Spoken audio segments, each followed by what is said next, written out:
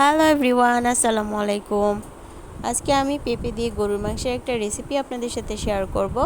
তো আশা করছি আপনাদের ভালো লাগবে।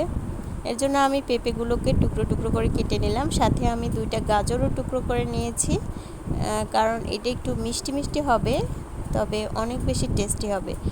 আর হচ্ছে আমি আদার্স যে জিনিসগুলো লাগবে, পেঁয়াজ রসুন আদা এইগুলো আমি কেটে নিলাম।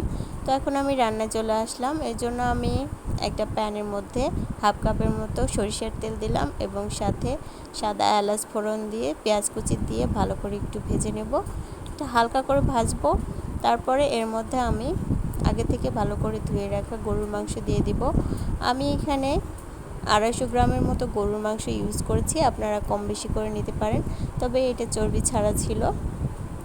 আর এর মধ্যে আমি আদা রসুন বাটা, হলুদ মরিচ এবং লবণ দিয়ে দিলাম।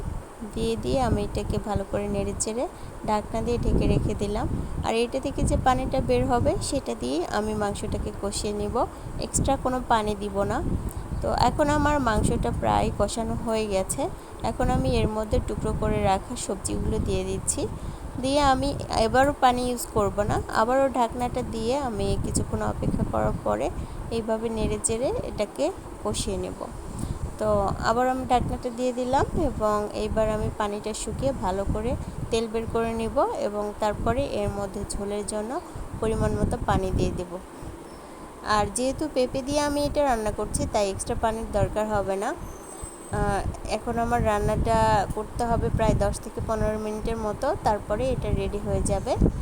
তো 10-15 মিনিট পরে আমার রান্নাটা প্রায় হয়ে এসেছে। এখন আমি একটা মাটির হাঁড়িতে এটা পরিবেশন করব। তো আমার ভিডিওগুলো যদি আপনাদের ভালো লেগে থাকে, প্লিজ প্লিজ প্লিজ আমার চ্যানেলটি সাবস্ক্রাইব করে আমার পাশে থাকবেন আর লাইক কমেন্ট শেয়ার করবেন।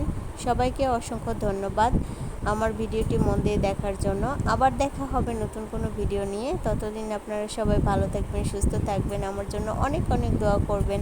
আল্লাহ হাফিজ।